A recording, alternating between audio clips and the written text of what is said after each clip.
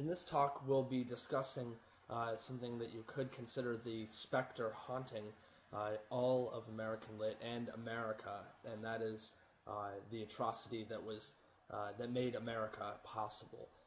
So one thing is that Native American literature provides an interesting alternative history. It gives sort of something that can change and illumine our idea of what America is. I think there's something particularly telling and interesting about discussing it at the end of the course. Obviously, we have our consideration of what necessarily makes America and who the founding fathers of America are, but the nation of America does take place particularly on a spot of land that wasn't always something that belonged to the people who it belongs to now. So to get a little bit of an idea for this particular thread of American literature, I thought we'd turn the calendar back a little bit and take a look at the Navajo Night Chant, which is a fascinating piece of work. It's a repetitive chant that, in many ways, looking at it on the page isn't really the best way to experience it. It's much better to read it aloud, to read it multiple times aloud, this sort of thing, because this is the way that it was meant to be performed. In many ways, it's sort of it's a song in its own regard, and it gives some notion of the legacy of the great oral storytelling tradition that took place long before anybody was ever writing anything down. Historically, the Navajo Night Chant was used as a several-day healing ceremony for various ailments, many of them mental or also just situations in the community that needed to be taken care of. It involved evoking the gods, connecting the gods to the patient, transforming the patient, just sort of cleaning up things. And it would take place over the course of many, many days. Also, in addition, along with various other ceremonies such as making sand paintings, conducting other acts that would work to sort of purify the culture and make things a much better place. So let me give you a listen really quickly on what exactly that sounds like.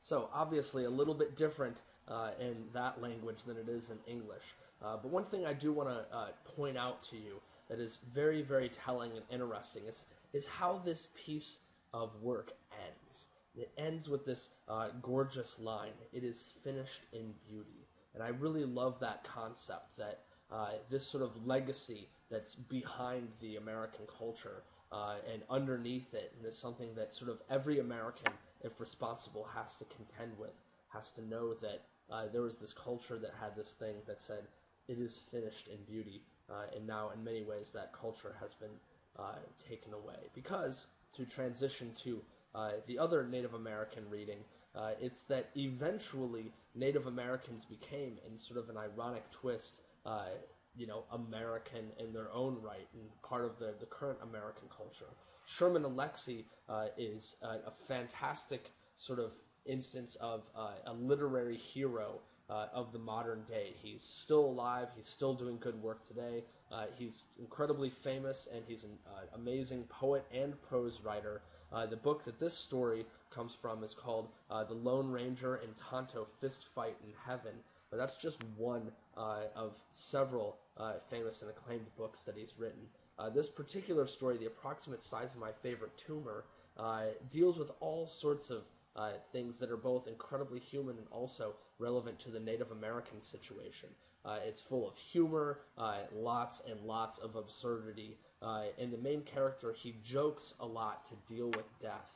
and it raises this question of how do we as people deal with illness? How are we supposed to deal with it when somebody's about to die? Is there any way not to joke? Is the best thing that somebody should do at a funeral is to tell jokes? Also, how should loved ones deal? Should they walk away? How should they deal with mourning? How should they contend with their own disappointment and sadness while also being strong for others?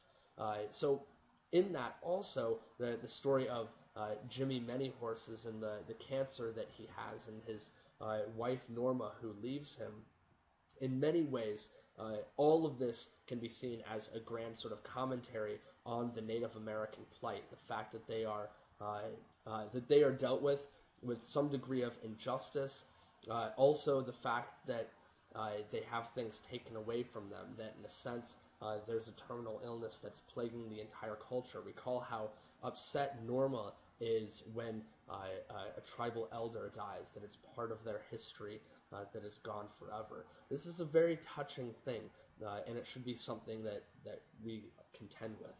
So in all, I just want to implore you not to forget about the role of Native Americans in forming American culture. It's a whole sort of culture in and of itself, but it's also something that has shaped our own culture as it is today in a profound fashion.